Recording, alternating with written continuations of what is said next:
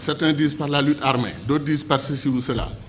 Mais les États-Unis d'Amérique, la Fédération indienne, la Fédération brésilienne, vous croyez que le président Barack Obama ose donner des instructions à l'État de Texas? Il ne peut pas.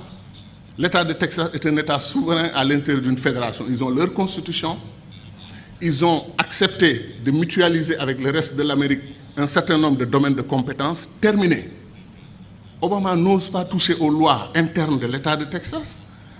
Les Mormons dans l'Utah, ils ont leur système de gouvernance. New York est l'État libéral, Californie ultra-libéral. Des États conservateurs, des États qui n'ont rien à voir dans leur philosophie, vivent ensemble et gagnent ensemble au plan économique et constituent la Fédération des États-Unis d'Amérique. Donc quel est notre problème, nous, Africains? Le panafricanisme doit être clair sur une question. Le panafricanisme n'est pas une unité des États noirs.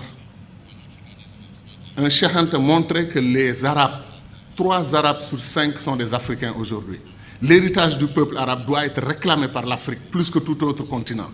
Donc de ce point de vue, l'unité arabo-africaine devrait être une réalité en Afrique. Les États-Unis d'Afrique devaient concerner tout le continent africain. Et nous ne voulons pas qu'une partie du continent africain se détache pour aller dans la Méditerranée, travailler avec les Européens. Vous avez vu l'UMP et tout ce qu'ils ont tenté ensemble, ça n'a rien donné. L'avenir des pays arabes, maghrébins, c'est l'Afrique. C'est leur profondeur africaine. Tant qu'ils voudront s'allier avec l'Europe ou chercher d'autres alternatives à l'Afrique, ils n'y arriveront pas. Parce qu'ils sont sur le sol qui leur appartient aujourd'hui et qui s'appelle l'Afrique. Mais les contradictions, il y a un magma de contradictions. Ce qui se passe en République démocratique du Congo est un scandale permanent. Des pays africains entrent en République démocratique du Congo, prennent les ressources dont ils ont besoin et repartent. Quand les Belges ou les Français ou les Américains ou les Chinois le font, nous crions. Mais quand des Africains le font, on appelle à des négociations, etc., etc. Il y a des injustices que des Africains commettent sur d'autres Africains. Qu'est-ce qui nous empêche de faire les ponts sur le fleuve Rosso entre le Sénégal et la Mauritanie? Qu'est-ce qui nous empêche de faire le pont sur le fleuve Gambie pour donner une continuité territoriale au Sénégal, régler le problème de la Casamance?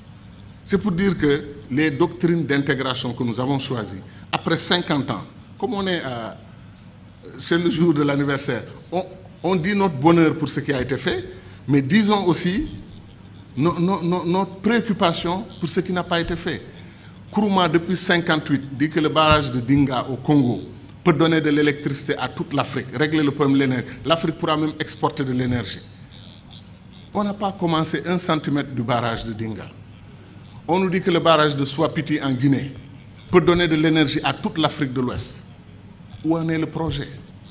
C'est-à-dire des choses simples qu'on pouvait faire et qu'on n'arrive pas encore à faire. Pour aller en Afrique centrale, moi je fais 4 jours. 1 jour de voyage, 1 ou 2 jours pour régler les affaires que je veux faire là-bas. Après c'est la bataille pour le retour. La dernière fois je suis allé à Douala, Air Sénégal a annulé son vol. Je suis resté 6 heures à l'aéroport. Et après on m'a dit que non, Air Sénégal n'a pas tout à fait annulé. Ils arrivent. On prend 2 avions et on dit qu'on a une compagnie aérienne. 2 avions, ou 2 avions et demi, parce qu'après on a un petit dash qui tourne les hélices, etc. Qu'est-ce qui nous empêche de mutualiser? Air Afrique a été une très belle expérience panafricaine. Depuis qu'on l'a perdu, il n'y a rien. Comme disait l'autre, on fait de la compétition ruineuse entre nous.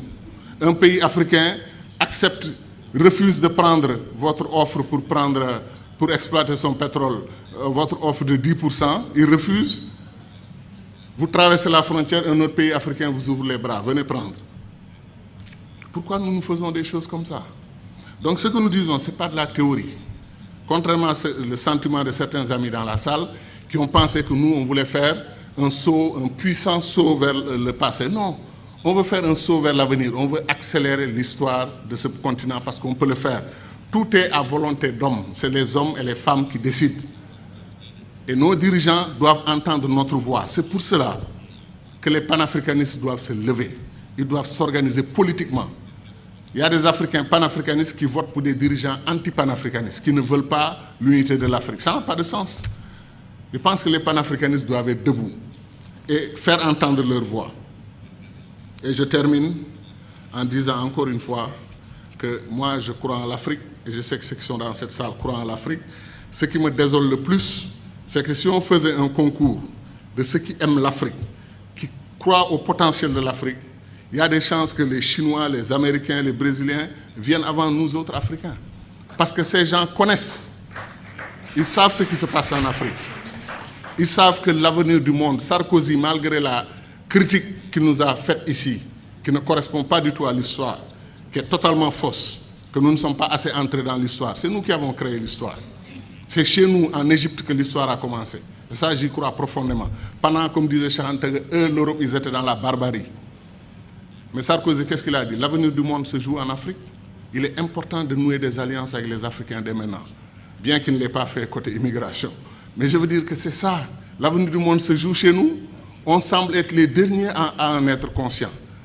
L'or, le diamant, le pétrole, chaque jour que Dieu fait, un pays africain se découvre pays pétrolier. Il y a des pays comme le Mozambique vers la Tanzanie, on découvre qu'ils ont des réserves d'or et des réserves de pétrole et de gaz supérieures aux réserves du Koweït. Vous vous rendez compte? L'Afrique est un don de Dieu. Est-ce que les Africains en sont conscients? C'est ça la question. Merci.